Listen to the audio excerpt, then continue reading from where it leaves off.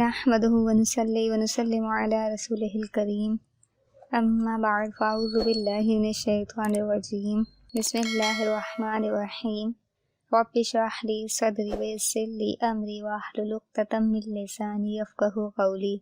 سلسلہ احکام القرآن میں ہم حیض سے متعلق گفتگو کر رہے تھے، اور آج ہم حیض سے متعلق مسائل اور اس کے بعد نفاس سے متعلق مسائل کو جانیں گے۔ حیض کے متعلق پہلا مسئلہ یہ ہے کہ 3 دن رات سے کم خون آیا، پھر 15 دن پاک رہی، پھر 3 دن رات سے کم خون آیا تو کیا حکم ہوگا؟ یعنی ایک عورت ہے، اس کو 3 دن رات سے کم خون آیا ہے، اور حیض کے لیے تو یہ ضروری ہے کہ 3 دن رات سے زیادہ ہو، اور پھر 15 دن باقی کا زمانہ بھی اس نے پایا، اور اس کے بعد پھر 3 دن رات سے کم آیا، تو اس کے لیے حکم یہ ہے کہ نہ تو وہ پہلا والا حیض تھا اور نہ ہی دوسرا والا، ٹھیک ہے؟ یہ دونوں حیض نہیں کہلائیں گے، بلکہ یہ دونوں استحاضہ کا حکم رکھیں گے اس کے لیے، کیونکہ 15 دن باقی کے ہونا تو پایا جا رہا ہے، لیکن ساتھ ساتھ یہ بھی دیکھا جائے گا کہ 3 دن سے کم خون آ رہا ہے یا زیادہ۔ چونکہ اس کنڈیشن میں دونوں صورتوں میں 3 دن سے کم آ رہا ہے خون، تو ہم کیا کہیں گے کہ یہ حیض نہیں ہے بلکہ استحاضہ ہے۔ اسی طرح دوسری کنڈیشن ہے کہ اگر 10 دن رات سے زیادہ خون آیا تو کیا حکم ہوگا؟ تو اس کے بارے میں ہے کہ 10 دن رات سے کچھ بھی زیادہ خون آیا تو اگر یہ حیض پہلی مرتبہ اسے آیا ہے تو 10 دن تک حیض ہے، بعد کا استحاضہ، اور اگر پہلے اسے حیض آ چکے ہیں اور عادت 10 دن سے کم کی تھی تو عادت سے جتنا زیادہ ہو استحاضہ ہے۔ اب آپ اس کو یوں سمجھ لیں کہ عورت کو 5 دن کی عادت تھی، اب آیا 10 دن تو کل حیض ہے، ٹھیک ہے؟ اور 12 دن آیا تو 5 دن حیض کے، باقی 7 دن استحاضہ کے۔ اور اگر ایک حالت مقرر نہ تھی بلکہ کبھی 4 دن حیض آتا تھا تو کبھی 5 دن، تو پچھلی مرتبہ جتنے دن حیض آیا تھا تو اتنے ہی دن اب اس کے حیض کے مانے جائیں گے، اور اس کے علاوہ جو بھی ہوگا وہ استحاضہ ہوگا۔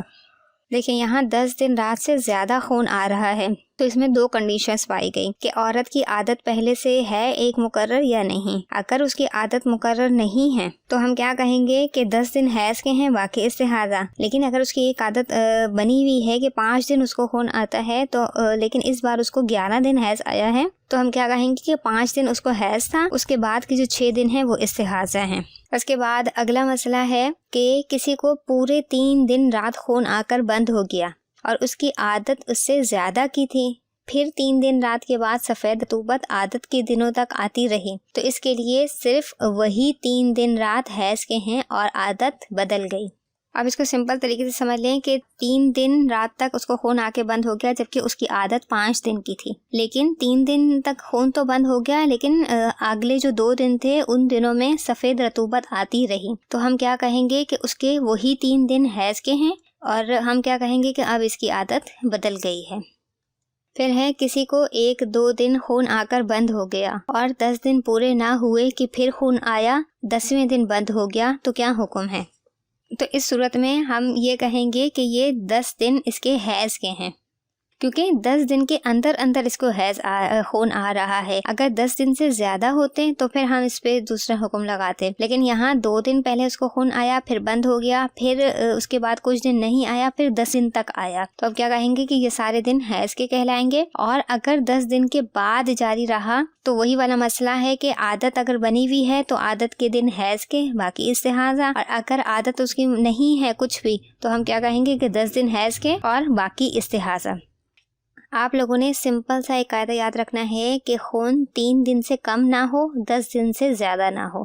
3 دن سے کم ہوگا تو وہ حیض نہیں استحاضہ ہے، 10 دن سے زیادہ ہوگا تو وہ حیض نہیں استحاضہ ہے۔ بالفرض 10 دن سے زیادہ اگر کسی کو خون آتا ہے تو اگر آپ کی عادت بنی ہوئی ہے تو ان عادت کے ایام کو آپ حیض میں کاؤنٹ کریں گی، اور اس کے علاوہ جو بھی دن ہوں گے اسے استحاضہ میں ڈال دیں گے۔ اور اگر آپ کی کوئی عادت نہیں ہے تو آپ نے کیا کرنا ہے کہ 10 دن آپ حیض کے کاؤنٹ کرتے رہیں اور باقی کے استحاضہ۔ صرف یہی قانون آپ نے جو ہے وہ اس کو یاد رکھنا ہے اور اسی کو اپلائی کرتے رہنا ہے۔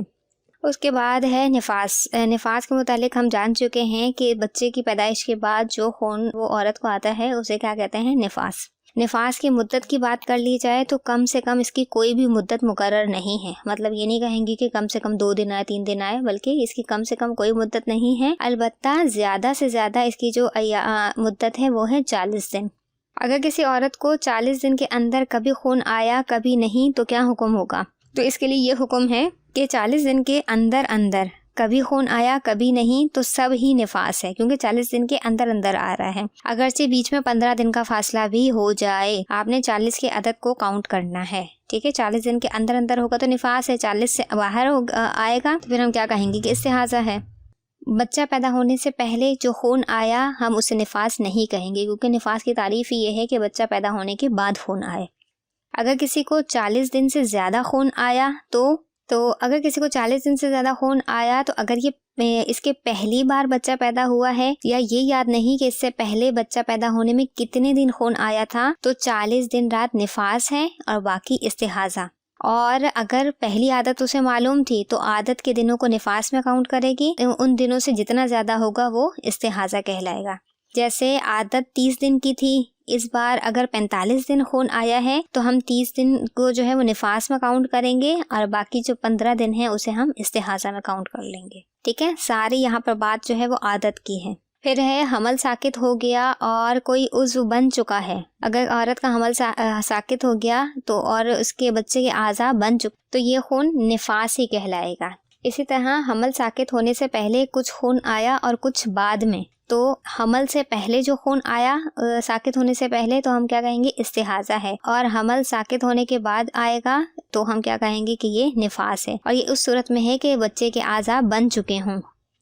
اگر اعضاء نہیں بنے ہوں گے تو پہلے والا حیض کہلائے گا، ٹھیک ہے۔ اگر پہلے والا اگر حیض ہو سکتا ہے تو حیض ہے، ورنہ استحاضہ ہی کہلائے گا۔ اور حیض کے لیے وہی کنڈیشن ہے کہ 3 دن رات سے کم خون نہ ہو اور 10 دن رات سے زیادہ نہ ہو۔ اگر یہ دونوں کنڈیشن نہیں پائی جائیں گی تو ہم کیا کہیں گے کہ یہ خون استحاضہ کا ہے۔ یہ تو تھے چند حیض اور نفاس سے متعلق مسائل۔ انشاءاللہ تعالی اگلی ویڈیو میں ہم حیض و نفاس سے متعلق احکامات کو جانیں گے کہ ایسی عورت کون کون سے کام کر سکتی ہے اور کون کون سے کام اسے نہیں کرنے چاہیے۔ تو اللہ تعالیٰ سے دعا ہے کہ وہ ہمیں ان اہم مسائل کو یاد رکھنے، دوسروں تک پہنچانے کی توفیق عطا فرمائے۔ آمین بجاہ النبی الامین۔